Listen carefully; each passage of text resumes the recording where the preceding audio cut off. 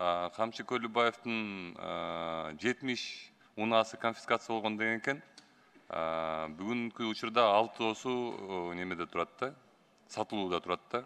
Ошонун калган машиналар эмне болот деген суроо болуп турат да. Так, урматтуу Эрлан Калчароевич, Камчы Көлүбаевдин туура бир 60тан ашык унаасы алынды азыр. Так, ошонун 6осу уже юридикалык жагынан бар документтер такталып, көчүмүздү өткүзүп берилди, көчүмүздү аны сатып даярдап атышат. Көчүмүздү азыр 14 өткүзүп берилди. Ал калганын дагы чыгарат. Калган көптөгөн машиналары биз үйүнөн алып чыгып атабыз, офистерден алып чыгып атабыз, подвалдардан алып чыгып атабыз, жанагы пансионаттардан алып келип атабыз. Кээ бирлеринин документтери жок.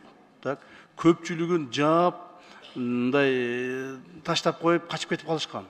Так, ушул бардык ошол Камчы Көлүбаевдин өзүнүн эле эмес, чилендерине, ОПГларга, үй бүлөсүнө жана башкасына, апасына бир нече эмелер, машиналар оформлять этилген. Бир Камчы Көлүбаевдин апасына эмне кереги бар?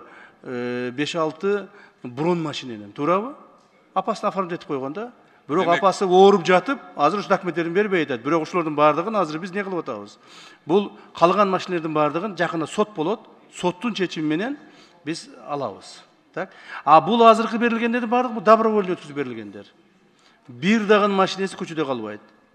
3 кызы 3 машина сурады эле, берген жокмун. Жөнөкөй машина жүргүлөдү, БМВларын сурады эле. Аялы бир машинеси сурады эле, аялына бир машинесин бердик. Ушундай. Демек документтер толук бүткөндөн кийин документтер толук бүткөндөн кийин баары өткүзүлдү. Ал машиналардын бардыгы азыркы чыккандар юридически сатып алса боло тургандар. Калгандардын баары биздин короолорубузда турат азырчы. Рахмат.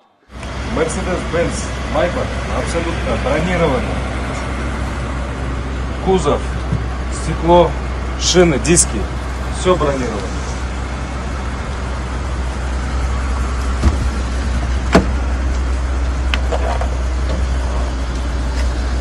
Толщина стекла 15 сантиметров.